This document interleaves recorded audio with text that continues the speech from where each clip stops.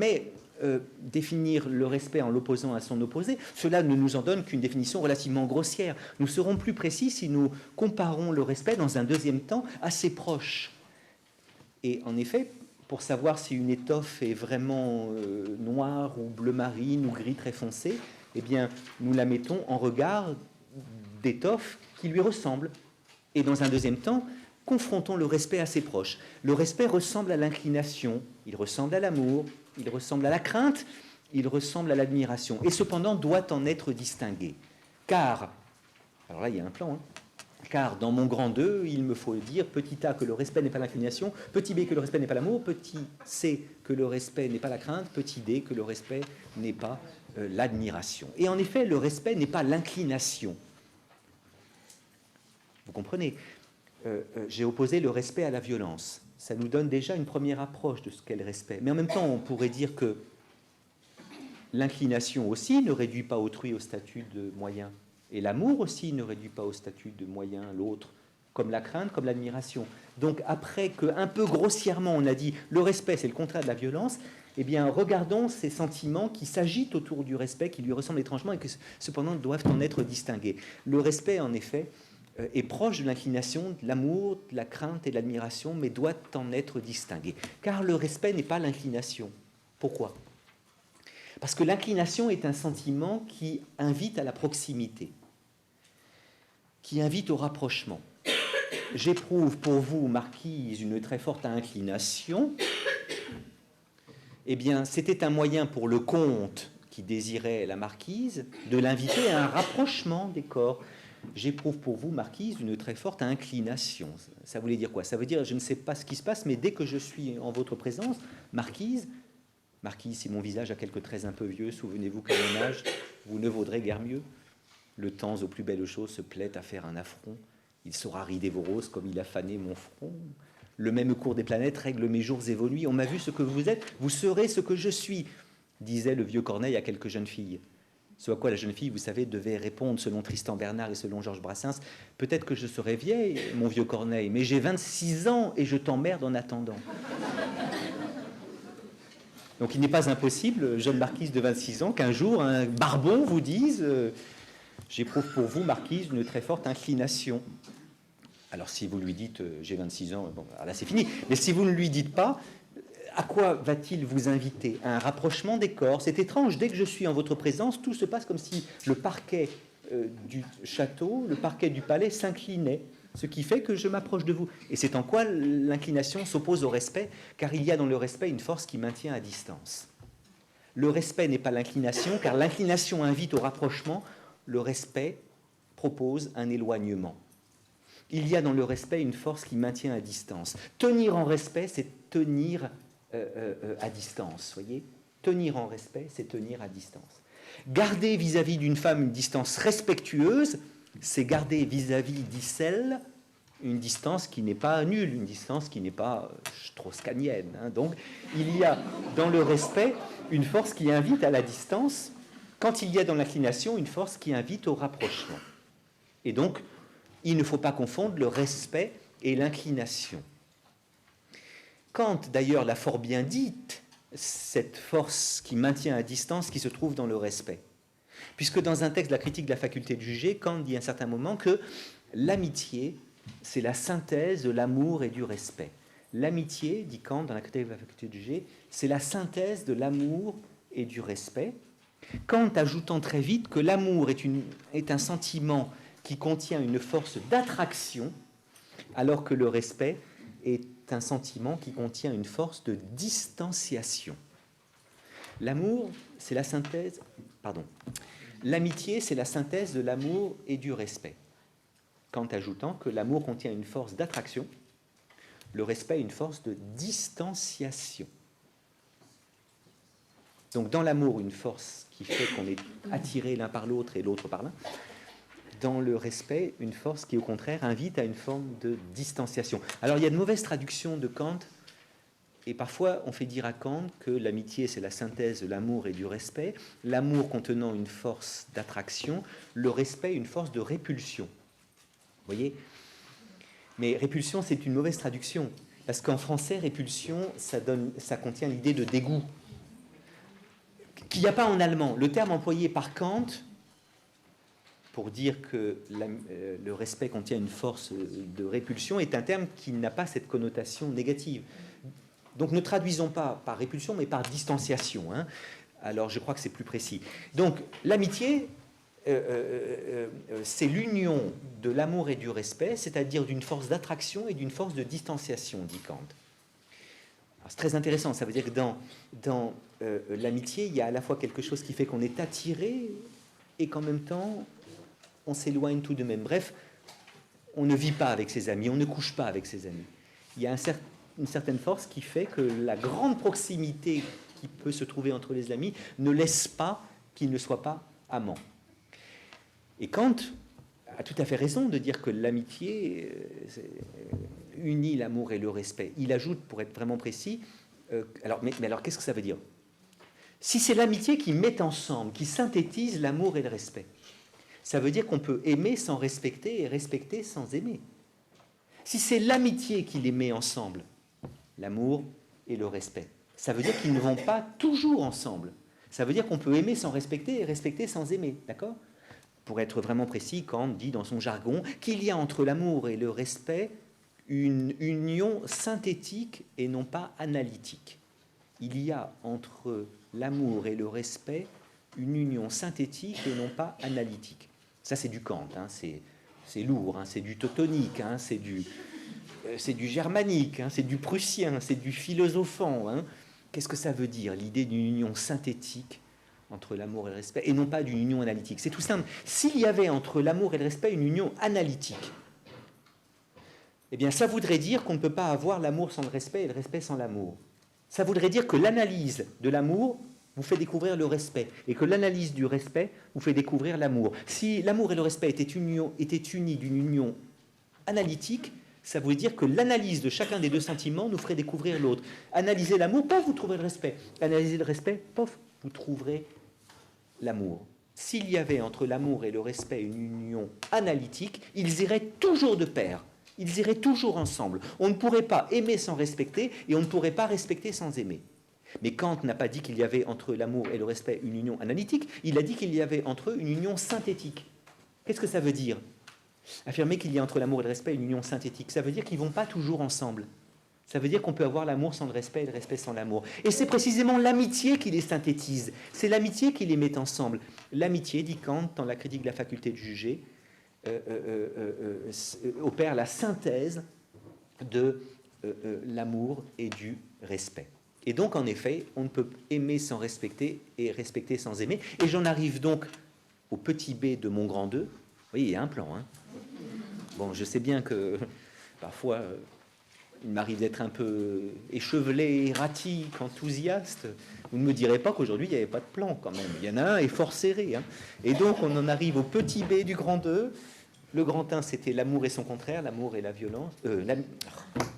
Le respect et son contraire, le respect et la violence. Mon grand 2, c'est le respect et ses proches. L'inclination, c'était mon petit a. Le petit b, c'est l'amour. Petit b, l'amour et le respect. Et en effet, il ne faut pas confondre l'amour et le respect, parce qu'on peut aimer sans respecter et respecter sans aimer. On peut aimer sans respecter. Or, vous me direz, c'est pas là la plus belle des formes de l'amour. Aimer quelqu'un sans le respecter, ça n'est pas l'aimer bien, ça n'est pas bien l'aimer. Et nous sommes tous d'accord pour dire qu'il n'est pas de meilleure manière d'aimer que celle qui inclut le respect en son sein. Malheureusement, il faut bien avouer que ça existe l'amour sans le respect. Il faut bien avouer que ça existe l'amour sans le respect.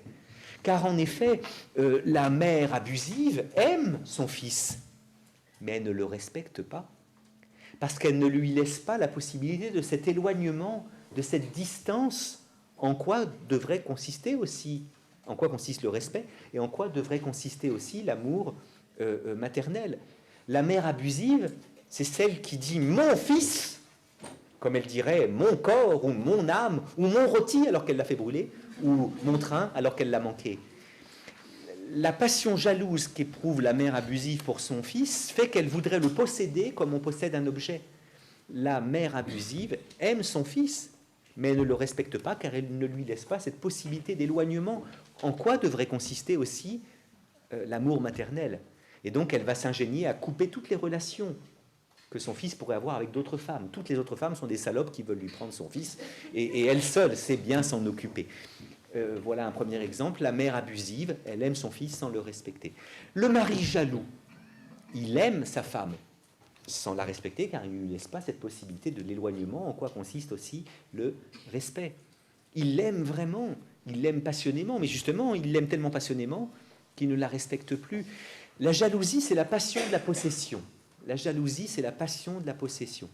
Je suis à la recherche d'exemples d'amour qui ne soient pas respectueuses. Il me semble que la jalousie en est la métonymie.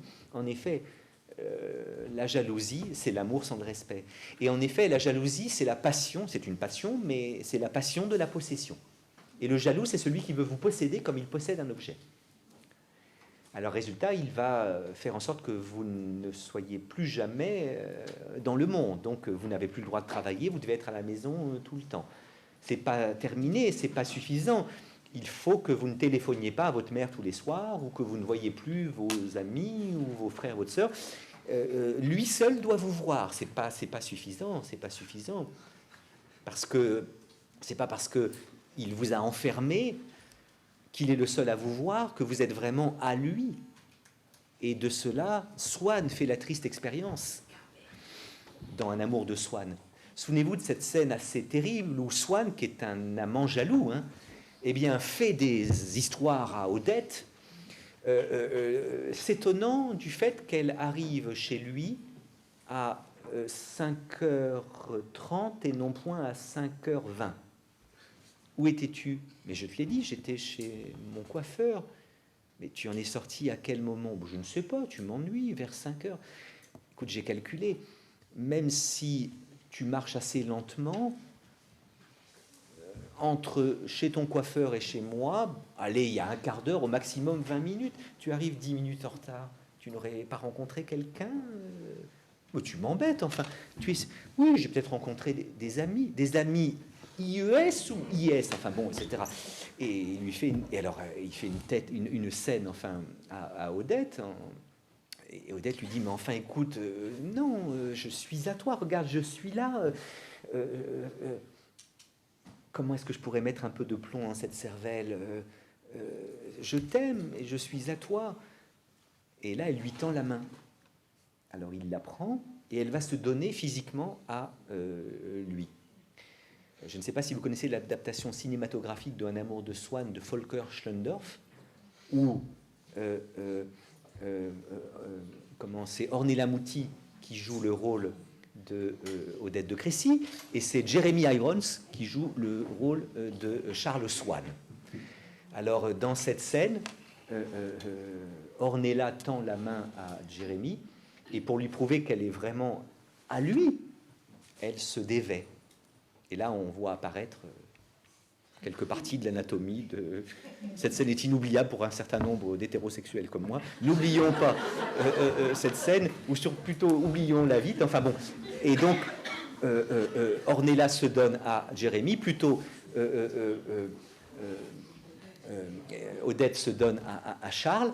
Et alors là, il est content. Là, il la possède. Il la prend, il la tient. Enfin, bon, elle est à lui. Il est très content. Mais juste après qu'ils se sont aimés physiquement, Odette s'endort et Swann pas. Et Swann contemple le visage de la belle endormie et se rend compte à d'imperceptibles petits signes, mais qu'il perçoit cependant fort bien, que Odette est en train de rêver. Un petit frémissement à la commissure des lèvres, d'imperceptibles petits bruits, de petits mouvements des sourcils. Avertir Swann de sa disgrâce. Car Odette rêve. Mais alors, à qui rêve-t-elle? Où est-elle? Et ça y est, elle lui échappe. Elle lui échappe. Et il se disait, au moins, quand je l'avais dans mes bras, elle était vraiment à moi. Taratata. Qui lui dit qu'elle était vraiment à lui? Il peut arriver, je n'y connais rien, il peut arriver à une femme de penser à un autre homme que celui qu'elle étreint. Pour relancer une libido un peu défaillante, il paraît que cela peut parfois, que l'imagination peut venir au secours de la chair. Donc, Swann fait la triste expérience du fait qu'on ne peut pas posséder un être humain. Vous voyez, on ne peut pas posséder un être humain comme un objet. Car même si on l'empêche de travailler, d'appeler sa mère, de voir son frère, de voir ses amis, même si on l'enferme chez soi, Le problème, c'est qu'un être humain, c'est un être qui est à lui-même, voyez. Et il y a ce secret de l'intériorité, il y a ce secret du monologue intérieur. Donc on ne peut pas posséder un être humain comme on possède un objet. La jalousie est une passion triste, comme disait Spinoza. La jalousie est une passion triste.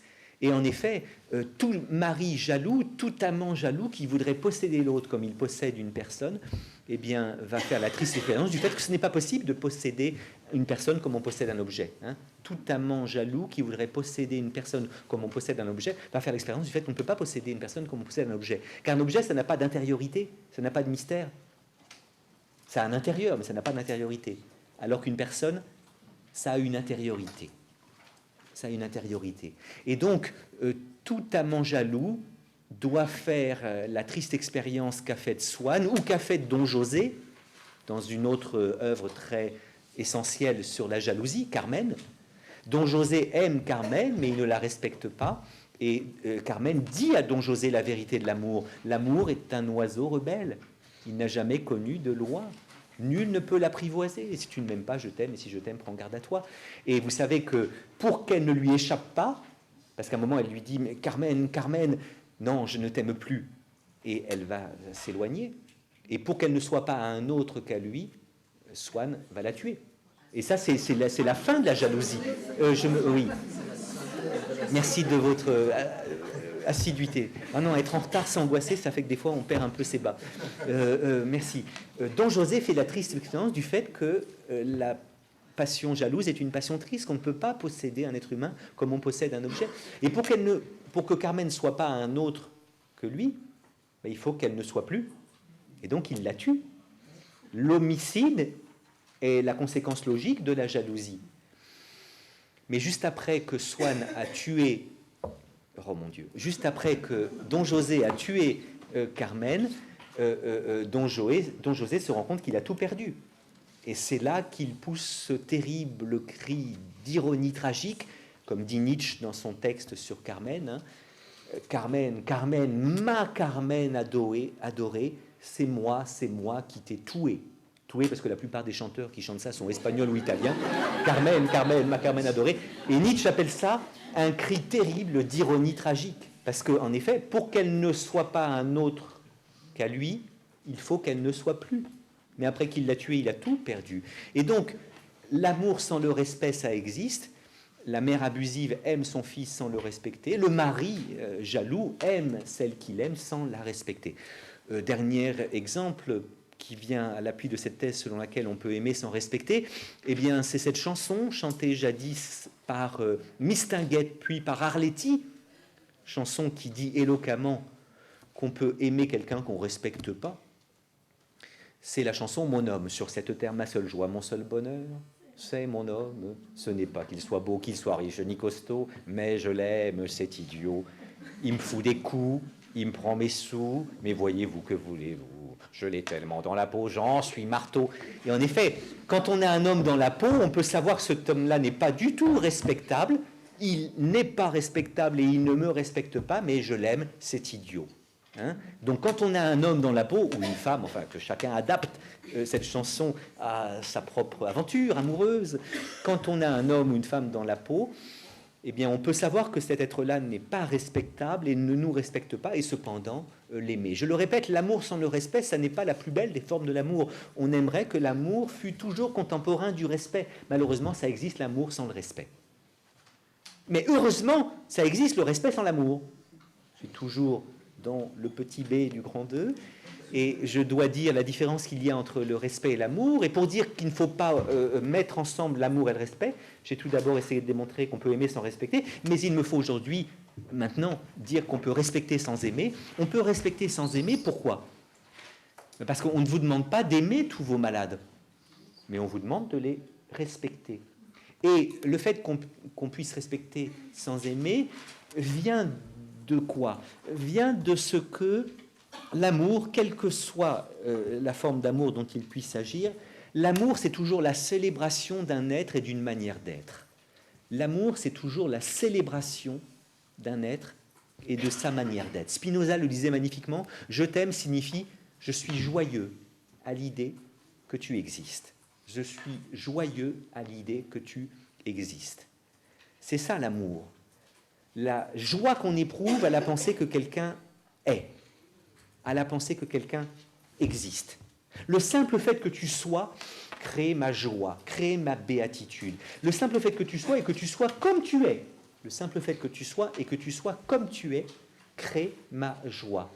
L'amour, c'est la joie qu'on éprouve à la pensée qu'un être soit et qu'il soit comme il est. C'est la célébration d'un être et de sa manière d'être. C'est la jubilation qu'on éprouve à la pensée que quelqu'un soit et qu'il soit comme il est.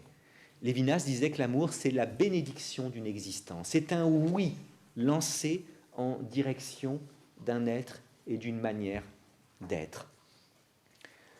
Voilà pourquoi, comme le disait magnifiquement Jean Gabin dans la dernière chanson qu'il enregistra, voilà pourquoi le jour où quelqu'un nous aime, il fait très beau. Vous vous souvenez de cette chanson?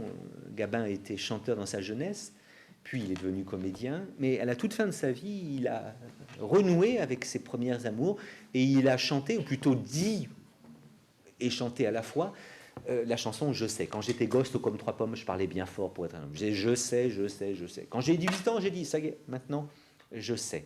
L'amour, la vie et les roses, tiens, oui, l'amour, j'en avais fait tout le tour. Et pourtant, au milieu de ma vie, j'ai encore appris. Et maintenant, moi qui suis à l'automne de ma vie, je regarde par ma fenêtre et je m'interroge et je sais qu'on ne sait jamais. Ça, c'est du Socrate, hein, je sais qu'on ne sait jamais. Si, la seule chose que je sache, c'est que le jour où quelqu'un nous aime, il fait très beau. Je ne peux pas mieux dire. Il fait très beau. Et la voix abîmée par l'âge et les cigarettes, Gabin de monter dans l'aigu, et ça n'en est que plus émouvant, et de dire « On oublie tant de soirs de tristesse, mais jamais un matin de tendresse ». Et il est vrai que le jour où quelqu'un nous aime, il fait très beau, parce que le jour où quelqu'un nous aime, c'est le jour où quelqu'un dit oui au fait qu'on soit et qu'on soit comme on est. Et c'est très beau, ça. C'est comme un rayon de soleil qui vient à notre nuit. C'est comme le chant d'un hautbois qui descend sur le tapis des cordes dans un adagio de Marcello ou de Vivaldi ou de Bach. L'amour, c'est ça. Nous n'avons pas demandé à être et nous n'avons pas demandé à être comme nous sommes. Hein. D'ailleurs, si nous le pouvions, nous demanderions tous sans doute des modifications. Bon, peut-être superficielles si on est très content d'être, peut-être beaucoup plus radicales si on n'est pas content d'être. Comme faisait chanter Gainsbourg à Birkin, avec cette difficulté d'être, il aurait mieux valu ne jamais naître. Donc nous n'avons pas demandé à être. Nous n'avons pas demandé à être comme nous sommes, nous n'avons pas été consultés avant d'avoir été embarqués dans cette aventure. On ne nous a pas dit, alors, tu veux y aller ou pas y aller? Ben, je ne sais pas, c'est comment... oh, il y aura des soirs de ce type-là, hein, un grand Bourgogne blanc, bu avec quelques amis, sur une terrasse d'une petite villa louée en Toscane en fin d'été. Ah oui, il y aura ça. Mais il y aura aussi des soirs de gastro-entérite. Il y aura des soirs où... non, mais là, on est vraiment minable ce soir-là. Il y aura des soirs où vous verrez votre nom au nombre des lauréats. Ça y est, je suis cadre supérieur infirmier, je suis infirmière, je suis docteur en médecine, je suis agrégé de philosophie. Et on imagine qu'on sera toujours heureux. Pour que tu parles, ça ne changera pas grand-chose. Mais il y aura aussi des soirs où on cherchera en vain son nom au nombre des lauréats. Hein. Je m'appelle Fiat et donc il m'est arrivé de me précipiter sur la liste. Alors il y a des FA, FA, FE, FE, FU. Merde. Eh ben non, c'est l'année prochaine que tu... Enfin ça tu ne le sais pas encore. Mais il faut repasser la grecque, c'est l'année prochaine. Bon. Donc nous n'avons pas été consultés avant d'avoir été embarqués dans cette aventure. Nous n'avons pas demandé à être, nous n'avons pas demandé à être comme nous sommes. Voilà pourquoi l'être humain, c'est le seul vivant qui soit à la recherche de ce que j'appellerais une légitimation au fait qu'il soit et qu'il soit comme il est. D'une justification au fait qu'il soit et qu'il soit comme il est. Nous sommes tous à la recherche d'une légitimation au fait d'être et d'être comme nous sommes, d'une justification au fait d'être et d'être comme nous sommes. J'ai une étudiante qui est en train de faire une thèse sur le syndrome du survivant.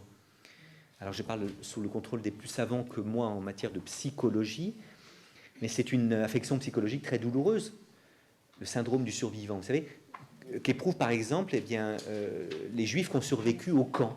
Pourquoi est-ce que moi j'ai survécu et tous les autres pas? Est-ce que j'ai pas pris la place de quelqu'un? C'est une affection qu'on trouve parfois chez le frère jumeau qui a survécu. C'est le cas de cette étudiante. Sa mère met au monde un garçon et une fille, le garçon meurt et elle vit. Et elle se demande si elle est digne d'être, si elle n'a pas pris la place de quelqu'un.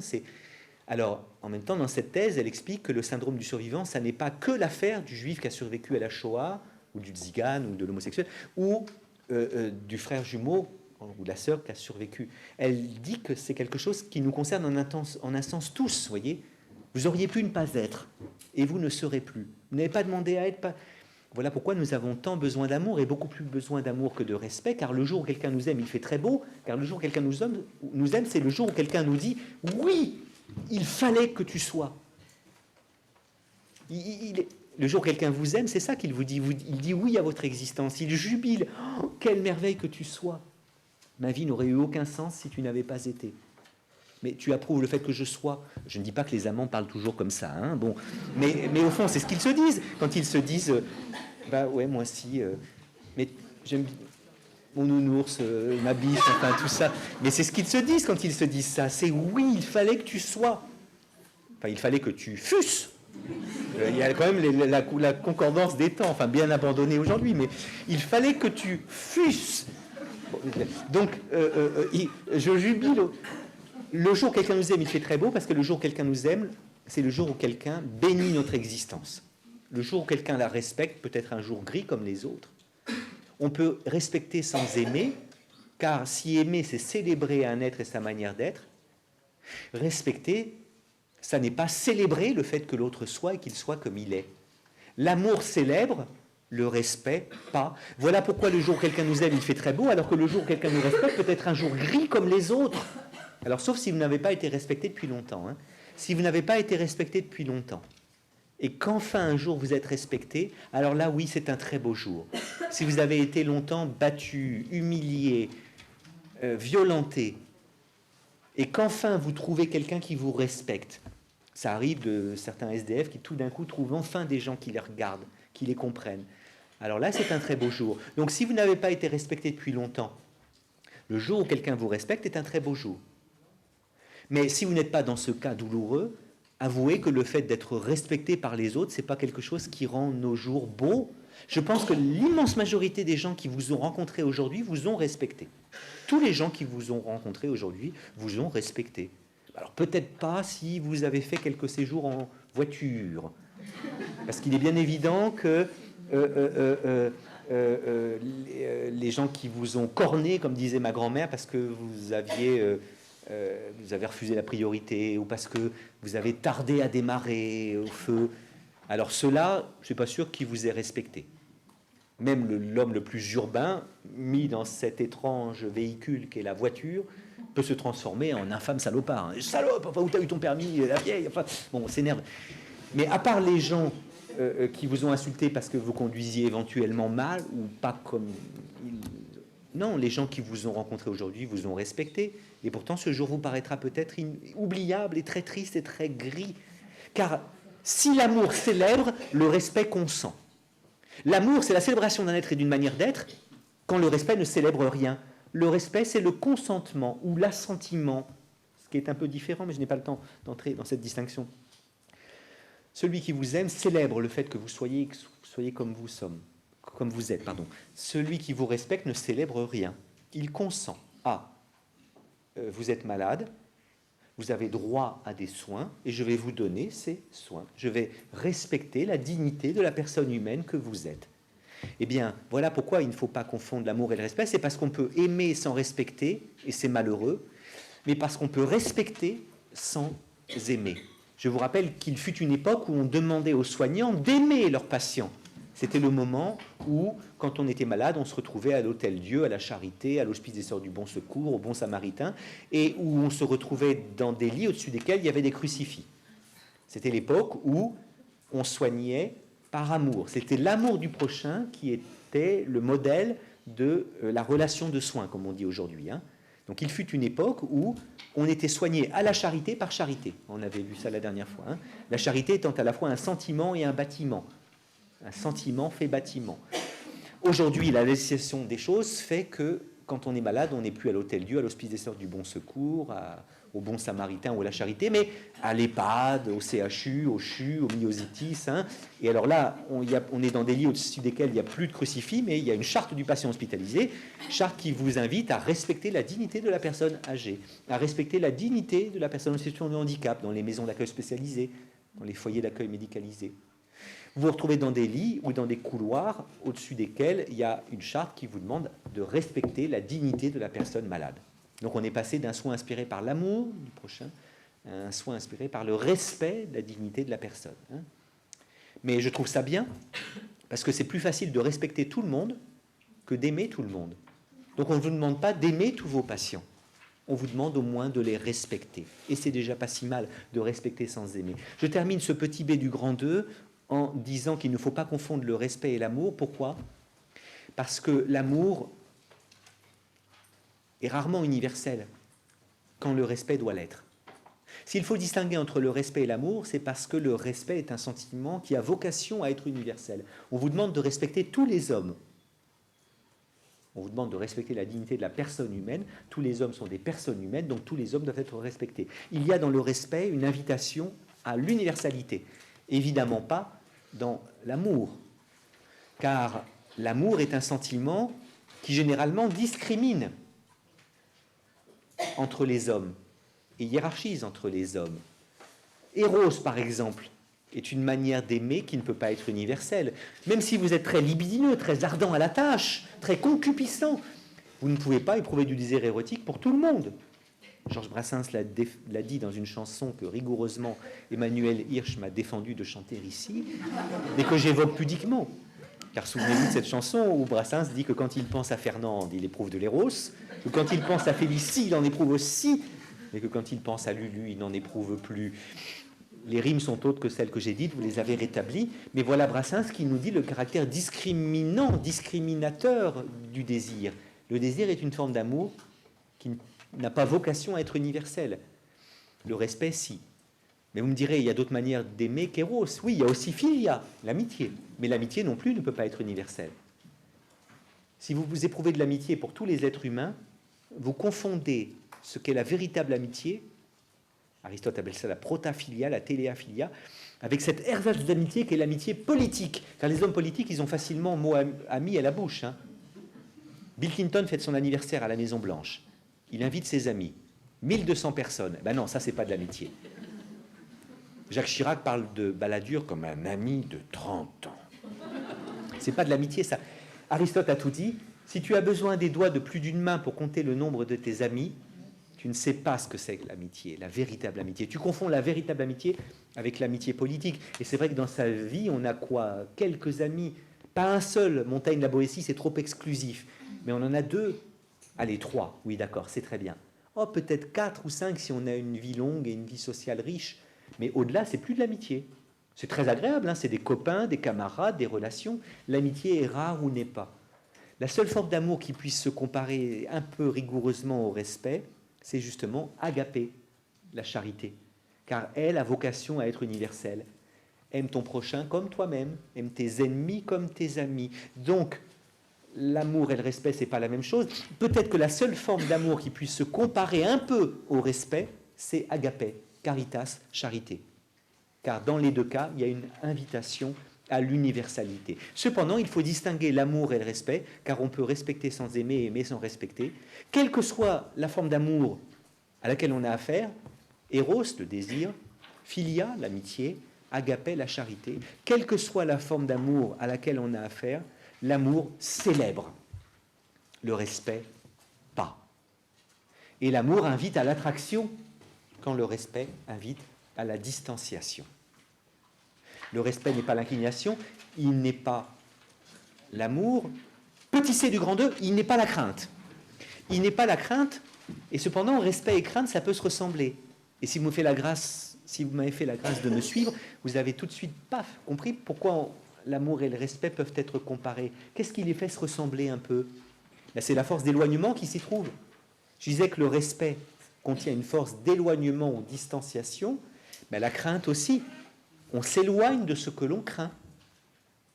Et le respect contient une force d'éloignement, de distanciation, car tenir en respect, c'est tenir à distance. Donc, on pourrait éventuellement confondre le respect et la crainte. Hein. Et pourtant, ce n'est pas pareil, le respect et la crainte. Pourquoi ? Ben parce qu'on peut respecter sans craindre et craindre sans respecter. Rappelez-vous, vous avez eu des enseignants que vous craigniez sans les respecter. Et vous avez eu des enseignants que vous respectiez sans les craindre, n'est-ce pas ? Donc, même si respect et crainte sont deux sentiments proches, car dans les deux cas, il y a une invitation à l'éloignement, il ne faut cependant pas les confondre. Et précisément, le médecin qui s'éloigne de sa patiente pour la respecter, qui ne la regarde pas avec trop d'insistance après qu'il lui a demandé de se mettre nue, eh bien, le médecin qui s'éloigne de sa patiente pour la respecter ne s'éloigne pas de sa patiente qu'il respecte comme l'arachnophobe s'éloigne de l'araignée qu'elle craint. Car l'arachnophobe s'éloigne de l'araignée. Et il faut s'éloigner parfois, il faut éloigner un petit peu le regard pour respecter quelqu'un. Mais ce n'est pas la même chose. L'arachnophobe ne respecte pas l'araignée. Et le médecin ne craint pas la patiente. Donc on peut craindre sans respecter et respecter sans craindre. Mais pourquoi est-ce qu'il ne faut pas confondre le respect et la crainte ? Et j'en donne un exemple en disant que l'arachnophobe ne s'éloigne pas de l'araignée qu'elle craint, comme le médecin s'éloigne de la patiente qu'il respecte. C'est parce que dans le cas de la crainte, on a affaire à un éloignement subi et qui vient de la partie sentimentale de l'être humain, émotionnelle de l'être humain. Dans le cas de la crainte, on a affaire à un éloignement subi qui vient de la partie sentimentale de l'être humain, émotionnelle de l'être humain. Alors que dans le cas du respect, on a affaire à un éloignement voulu, et non pas subi, et qui vient de la partie rationnelle de l'être humain, et non pas de la partie émotionnelle. Si je n'étais pas clair, vous me le diriez. On fatigue tous un petit peu, mais j'essaie d'être précis. Le respect et la crainte, ça se ressemble, mais ce n'est pas pareil. Parce que dans le cas de la crainte, on a affaire à un éloignement qui est subi. L'arachnophobe ne décide pas de s'éloigner. Elle subit l'éloignement, vous voyez ? Elle fuit sans l'avoir décidé, sans l'avoir voulu. Et l'origine de sa fuite, c'est sa partie émotionnelle, c'est ses tripes, et non pas sa raison. Alors que le médecin qui s'éloigne de la patiente, son éloignement a pour origine sa partie rationnelle. Peut-être qu'il aimerait bien se rapprocher d'ailleurs, parce qu'elle est pas mal cette patiente, mais allez, c'est mon devoir, je m'éloigne. Donc vous voyez, ne mettez pas sur le même plan le respect et la crainte, parce qu'on peut respecter sans craindre et craindre sans respecter. Petite idée du grand 2, ne confondez pas non plus le respect et l'admiration, même si ça se ressemble un petit peu. Pourquoi ? Parce que le respect doit être universel et que l'admiration ne peut pas l'être. Il faut respecter tous les hommes, disait Kant, parce qu'ils sont tous habités par la loi morale. On avait vu ça la dernière fois. Et on ne peut pas admirer tous les hommes, n'est-ce pas ? L'admiration, là encore, c'est un sentiment qui discrimine et qui hiérarchise. Qui discrimine parce qu'il y a des gens que j'admire et des gens que j'admire pas. Et puis parmi les gens qui hiérarchisent, parce que parmi les gens que j'admire, il y en a que j'admire un peu, d'autres beaucoup, d'autres passionnément, d'autres à la folie. L'admiration est un sentiment qui ne peut pas être universel. Le respect doit l'être universel. Et l'admiration discrimine. Il y a des gens que j'admire, des gens que j'admire pas. Et hiérarchise. Il y a des gens que j'admire un peu, d'autres beaucoup, d'autres passionnément, d'autres à la folie. J'ai toujours admiré Yehudi Menuhin. J'ai toujours admiré Herbert von Karajan. Mais j'ai toujours admiré Menuhin un tout petit peu plus que Karajan. Enfin, ça dépend des époques. Et donc, respecter et admirer, c'est pas pareil. On a raison de vous demander de respecter tous vos patients. On ne vous demande pas d'incliner. On ne vous demande pas d'aimer, on ne vous demande pas de craindre, on ne vous demande pas d'admirer, on vous demande de respecter.